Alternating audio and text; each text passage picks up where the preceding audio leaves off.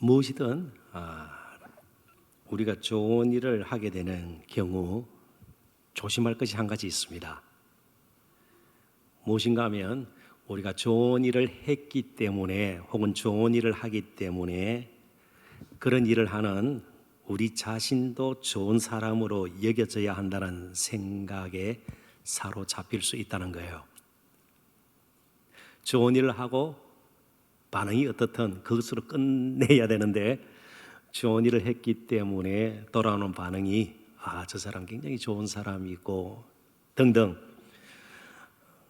그 반응에 대해서 우리가 민감할 수 있다는 겁니다. 사실입니까? 그렇습니다. 좋은 일을 하고서도 마음이 불편해지거나 심지어 마음의 상처를 입는 일도 적지 않습니다. 그래서 제가 이야기를 하나 여러분들에게 들려드릴까 합니다. 미국의 스캇 솔저라는 목사님 이야기인데요.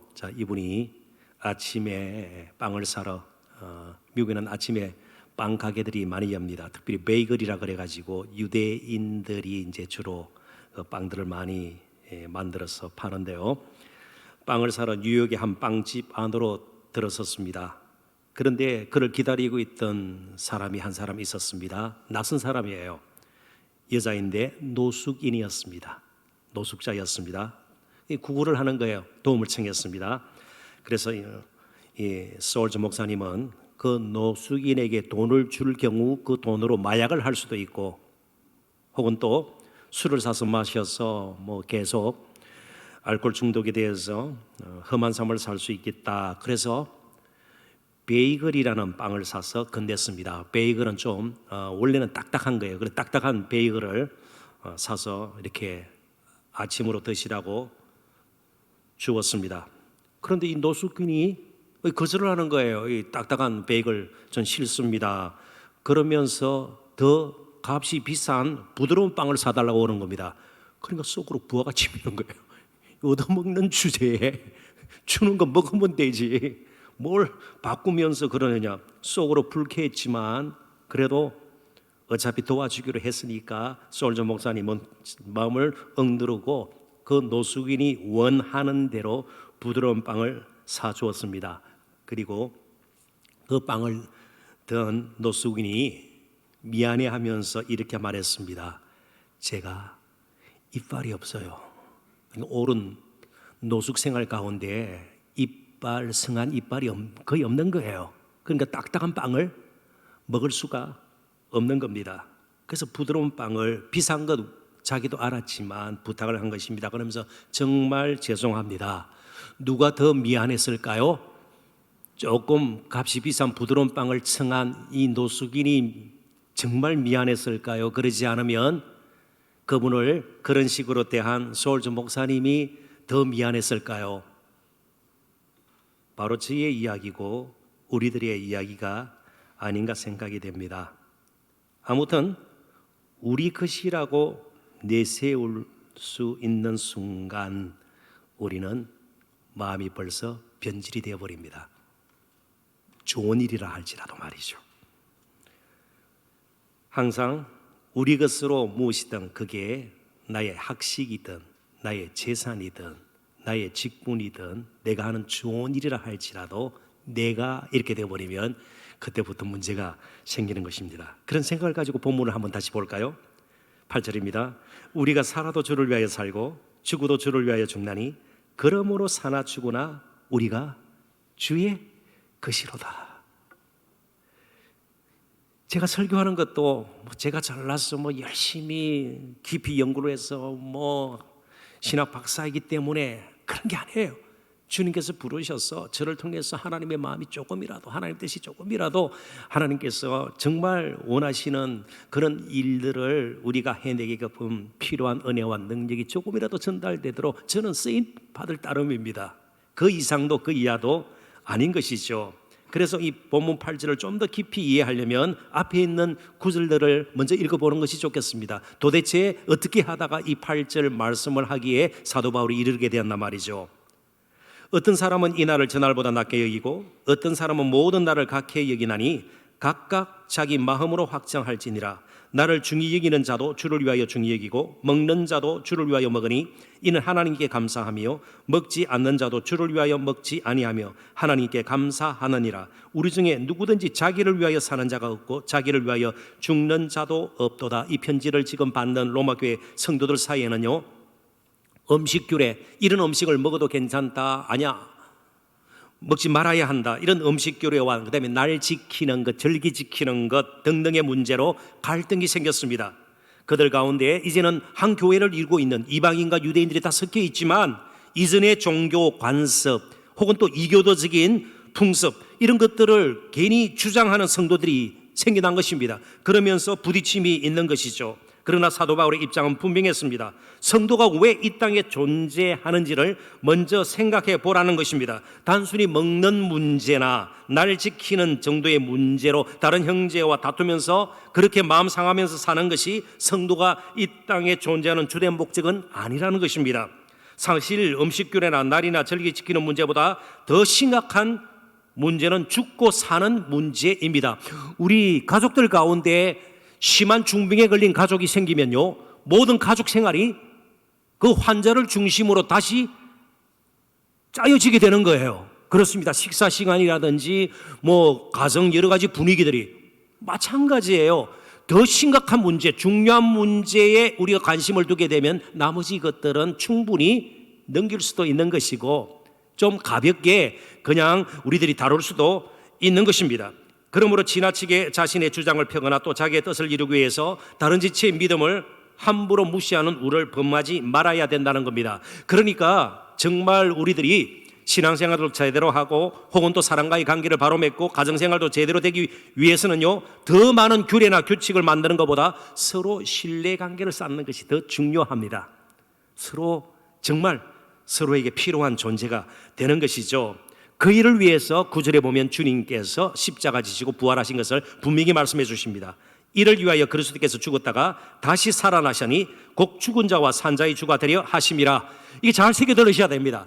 주님께서 가장 원하시는 것이 무엇일까요? 십자가 지시기까지 또 부활하신 가장 근본적인 이유가 무엇일까요? 저와 여러분, 형편없는 변덕스러운, 때로는 아주 미련한 고집스러운 저와 여러분의 주님이 되시기 위함입니다. 여러분 믿으세요? 우리의 주님이 되시기 위함이에요. 근데 이 주님은 우리의 것을 빼앗아가고 군림하고 압제하고 아니에요. 주님이 되셔서 정말 우리를 잘 다스려 주시고 보호하시고요, 우리를 사랑하시고 귀하게 여기시고요, 평생토록 함께 하시면서 우리를 이끄시기 위함입니다. 주님이 가장 원하시고 기뻐하시는 것이 뭐라고요? 저와 여러분의 주님이 되시는 거예요. 자, 그렇다면 우리의 삶도 훨씬 단순한 원리를 가지고 살 수가 있죠. 뭐예요? 주님이 우리의 진정한 주님이시니까, 주인이시니까 그분의 뜻에 맞게 살든지 죽든지 무엇을 하든지 그분에게 맞춰서 이제 사는 겁니다. 그러니까 소유권을 주장할 수 있는 분은 주님밖에 없습니다. 우리가 가진 재산이나 지금까지 살아온 것, 경험이나 그 무엇도 다 주님께 속한 것입니다. 고린도전서 6장 19절 20절, 여러분 잘 아시는 말씀입니다. 너희 몸은 너희가 하나님께로부터 받은 바 너희 가운데 계신 성령의 전인 줄을 알지 못하느냐? 너희는 너희 자신의 것이 아니라 값으로 산 것이니, 예수 그리스도의 십자가의 핏값으로 산 것이 되었으니, 그러니까 소유권을 주장하지 말라는 겁니다. 그런즉 너희 몸으로 하나님께 영광을 돌리라.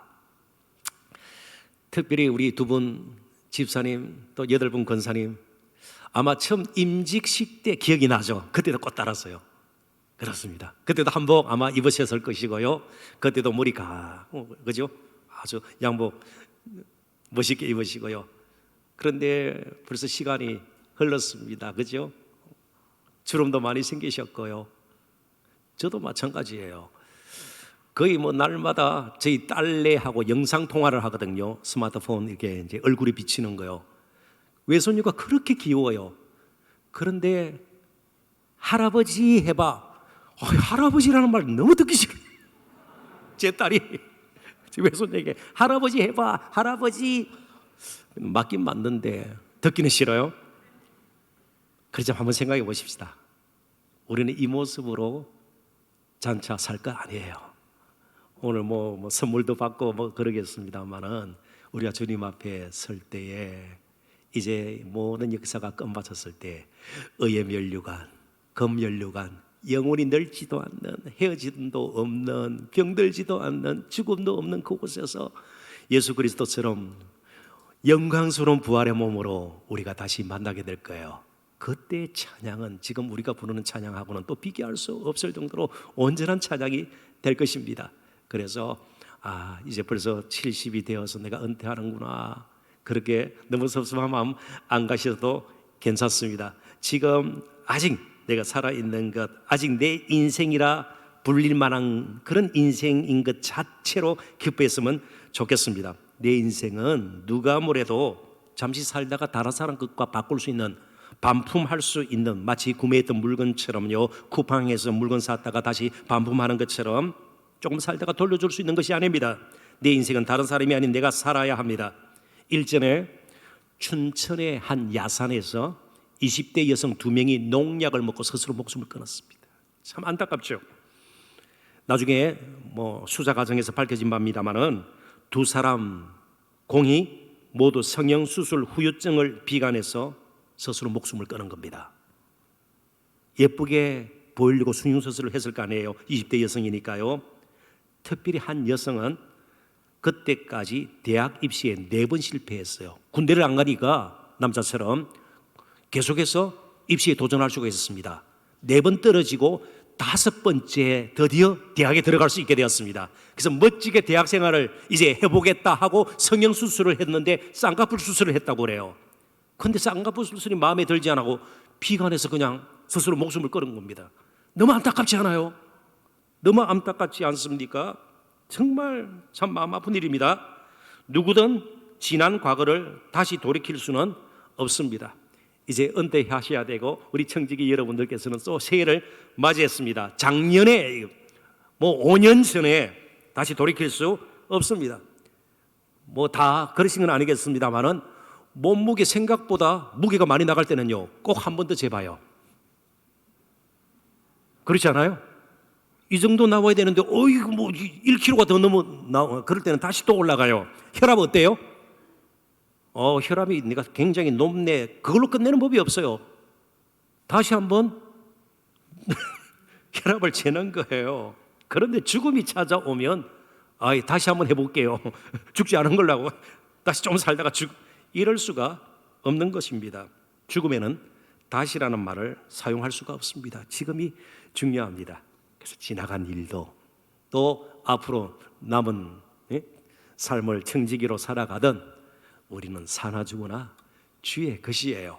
그래서 너무 지나치게 자신에게 집착하다가 제대로 된 인생을 허비하는 일은 없었으면 좋겠습니다. 그래서 사도 바울은 아예 정해버렸어요. 빌립보서 1장 20절에 보면 나의 간절한 기대와 소망을 따라 아무 일에든지 부끄러워하지 아니하고 지금도 전과 같이 온전히 담대하여, 지금이 중요합니다. 지금도 전과 같이 온전히 담대하여 살든지 죽든지 내 몸에서 그리스도가 존귀하게 되게 하려 하나니.